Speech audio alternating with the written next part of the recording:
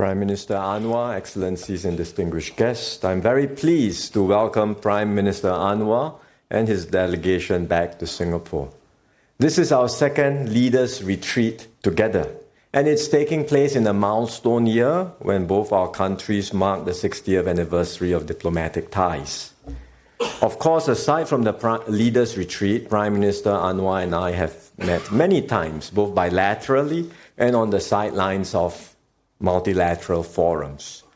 I always value the engagements with him and our personal friendship because we are able to have candid and constructive discussions, and we both focus on what we can achieve together as close neighbors, good friends, and for the benefit of both our peoples.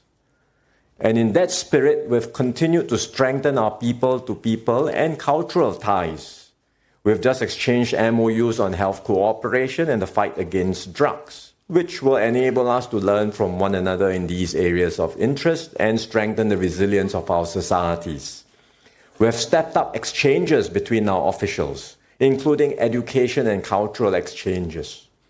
Last year, we had a successful joint inscription of the Kabaya on the UNESCO representative list of intangible cultural heritage of humanity, with this together with our ASEAN neighbors. And this year, we are putting up a joint nomination for Chingay.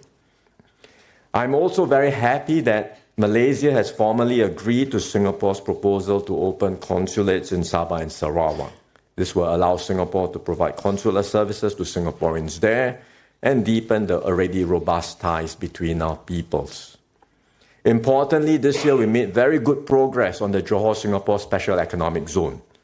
Singapore-based companies have committed over $5.5 billion in investments in the Johor-Singapore Special Economic Zone since January 2024. So we welcome the ratification of the SEZ agreement, and there is tremendous potential for this to grow further. We have only just begun. The potential is much greater going forward, especially with improved transport connectivity. And this will happen with the completion of the RTS link. We have signed a supplementary agreement to the RTS link bilateral agreement. This will facilitate preparations for co-located CIQ facilities and the eventual operationalization of the RTS. Our officials are also discussing reciprocal improvements to the cross-border taxi scheme.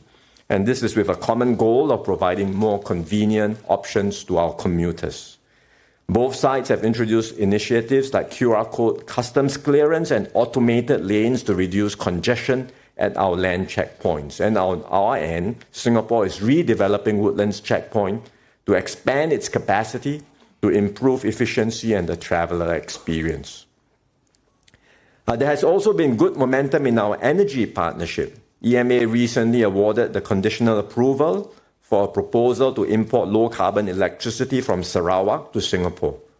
And we are planning to expand the capacity for cross-border electricity trade between Malaysia and Singapore through a second electricity interconnector.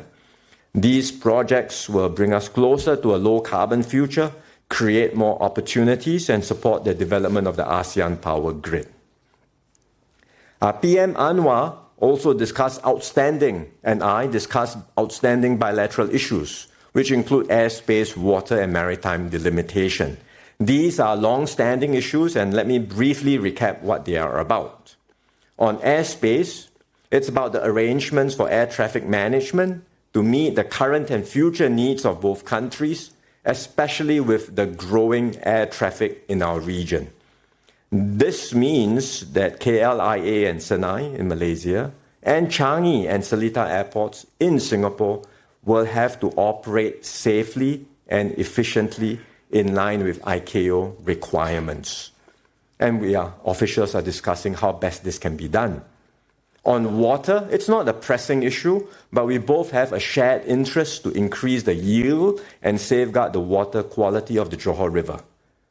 We want to do this to guard against potential extreme weather changes or disruption scenarios that may happen, so that we can be assured of a resilient supply of water to meet the growing needs in Johor and also to meet Singapore's needs as provided for under the 1962 agreement. And we have also open on both sides without prejudice to one another's positions to having discussions on the price of raw and treated water. On maritime boundary delimitations, this is about setting the boundaries on both the east and west. Officials on both sides have had several rounds of discussions. They have had a better understanding of one another's positions, but they will still need time to resolve them. All of these outstanding bilateral issues are complex issues. There are differences in views, and they are not easy to resolve. But as good neighbors, we will continue engaging in good faith. And Prime Minister Anwar and I have therefore guided our officials to continue the discussions in a constructive spirit and with mutual respect. And we look forward to working with Malaysia to achieve positive and durable outcomes with a balance of benefits for both sides. And even as we continue these discussions, we will ensure that we maintain the positive tenor of our overall relationship and do not allow these issues to color or undermine our overall cooperation. As fellow founding members of ASEAN, Singapore and Malaysia will also join hands to uphold ASEAN centrality, which is the cornerstone of regional peace and prosperity. Malaysia has just very successfully chaired ASEAN this year through Prime Minister Anwar's strong leadership. We will build on that to advance regional integration and keep our external partners engaged. To conclude, both Malaysia and Singapore should be proud of what we have accomplished these past 60 years, both bilaterally and in our region.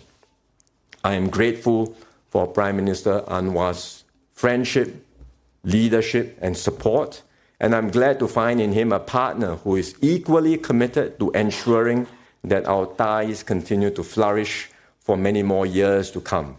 In one of our early meetings, Prime Minister Anwar said that Malaysia and Singapore should be role models for the rest of the world on how good neighbors should work together.